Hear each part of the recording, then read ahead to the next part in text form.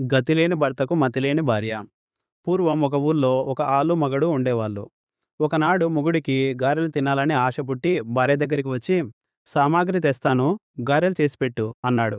పెండ్లాం సరేనన్నది. మొగుడు బజారుకెళ్ళి కావలసిన సామాగ్రి తెచ్చి ఇచ్చి పొలం మీదికెళ్ళాడు. పెండ్లాంకేమో గారెలు చేయడం అస్సలు తెలియదు. గారెలు ఎట్లాగండి చేసేది అని వాళ్ళ పక్క ఇంటిలో ఉన్న బ్రాహ్మణ విధవరాల్ని అడిగింది. ఆమె ఒక షేరు ఉద్దిపప్పు నీళ్ళలో నానబోయి అని ఇంకేమో చెప్పబోయింది.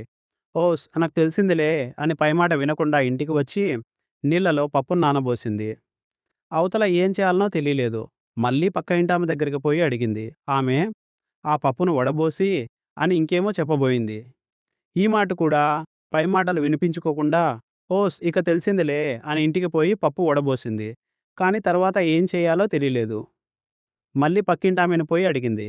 ఈసారి ఆమెకి కోపం వచ్చింది. ఏం దీనికింత గిర్వాణం? చెప్పేదంతా పూర్తిగా విని తెలుసుకోదు. ఓస్ నాకు తెలిసిందిలే అని వెళ్ళిపోతుంది. మళ్ళీ మళ్ళీ వచ్చి అడుగుతూ ఉంటుంది. ఈ మాట దీని పని పట్టిస్తాను అని మనసులో అనుకుని, అమ్మ ఆ పప్పులో 2 షేర్ల ఉప్పు, 4 షేర్లు నీళ్లు పోసి పొయ్యి మీద పెట్టి దించు గారెలవుతుంది అన్నది. ఇంటికి వచ్చి ఆ వెర్రిబాగులది ఆ ప్రకారంగానే చేసింది. ఇంతలో పొలం నుంచి గారెలు తిందాం గదా అని గంపెడాశతో సంబరపడుతూ మొగుడు వచ్చాడు. అతన్ని కూర్చోమని ఒక దొన్నె ముందర పెట్టి, దీన్ని పట్టుకోండి గారెలు పోస్తాను అంది. ఒసేయ్ ఇదేమిటే అని సంగతంతా అడిగి తెలుసుకొని విధవరాలు చేసిన మోసం కనుక్కున్నాడు. మర్నాడు ఈ మాటైనా ఆమెకు కోపం రాకుండా అంతా అడిగి తెలుసుకొని, సరిగా ఆమె చెప్పినట్లు గారెలు చెయ్యి అని చెప్పి మళ్ళీ కావాల్సిన సామాగ్రి తెచ్చి ఇచ్చి పొలానికెళ్ళాడు. పెండ్లాము పక్క ఇంటి విధవరాలి దగ్గరికి మళ్ళీ పోయింది. ఆమెతో తన సంగతంతా చెప్పింది. విధవరాలికి కోపం పోయి అయ్యో పాపం అని నొచ్చుకొని, ఇప్పుడు నేను గారెలు కాచబోతున్నాను. అంతా సరిగ్గా నేను చేసినట్లు చెయ్యి అని చెప్పింది. తర్వాత ఆమె తల గురిగించుకుని స్నానం చేసి మడి కట్టుకొని పిండి రుబ్బి గారెలు వండింది. పెండ్లాము అదంతా చూసుకొని ఇంటికి వచ్చింది. మినపప్పు నీటిలో నానబోసింది. ఒక మంగళాన్ని దొడ్లోకి రమ్మని నున్నగా తల బొరిగించుకుంది. స్నానం చేసి పక్కింటామె దొడ్లో ఆరవేసుకున్న మడిచీర కట్టుకొని పిండి రుబ్బుతున్నది.